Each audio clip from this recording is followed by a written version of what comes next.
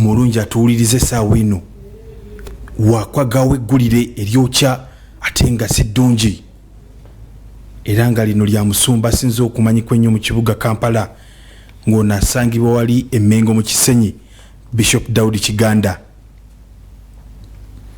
Omusumba ono ategerekese nti afunye akabenje wabula abadde wamu ne driver we ategerekeseko erinnya lya Enoch. Bishop Kiganda abadde agenda ku mirimu gy'okuweereza Mukama. Kigambibwa nti omupiira gwabise wabula emmotoka n'eryoka eva ku luguudo neggwawo nga woogiraba. Emmotoka eno ekika kya Lexus ebalirwamu obukadde bwa Uganda 300.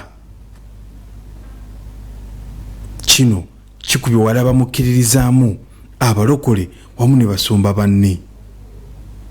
Wabula ng'ekibuuzo kiri nti ki ekireese embeera eno?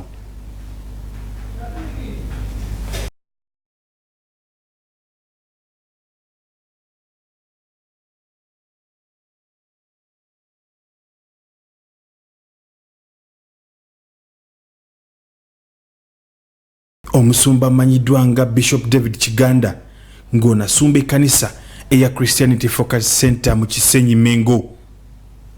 Omusumba ono afunye akabenje mu kadde kano era ng'abadde ne banne basumba 3 awogase ne ddereva wamanyikiddwako erinnya lya Enoch.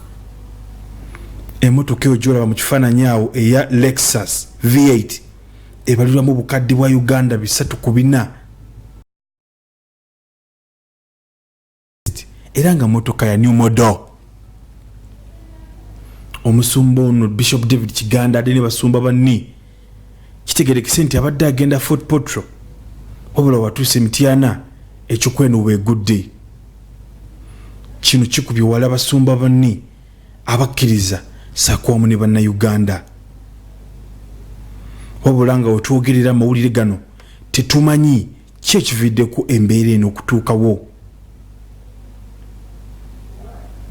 Okuva ge tufunyeeko mu bantu abatera obeera ne musumba ono bagambye nti emmotoka eno ebadde edduka nnyo oba ovaawo ekividdeko omugoba waayo okulemererwa n'eryoka eyingira ensiko. Nga bw'olaba emmotoka eyo ekulagira ddala nti ababaddemu bakoseddwa era nga mu kaseera kano tulegezako kunoonya tulabe mbeera ki eri mu kifo ekyo. Omulungi ali ku mukutu guno tusaba mu kaseera kano osabire ku musumba Daudi Kiganda tulabe nga assuuka engulu, tulabe nga Mukama amuwonya wamu ne basumba baali nabo.